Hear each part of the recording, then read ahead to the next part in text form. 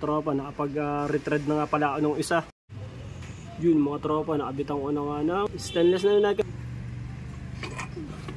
Isa rin sa mahirap na gagawin, yung maputulang ka na sa pipe, sa elbow, tapos wala nang tanggalan mga tropa. Rito na gagawin. Matagal na magiging proseso, kaya ganyan. Kaya ang ginagawa natin mga tropa, gumagawa tayo ng tools na mga pandukutan pero sa maliliit na na lugar ng motor. Yun, ito na nga yung aking ginawa mga tropa. Okay na siya. Yan siya, meron na siyang bolt mga tropa.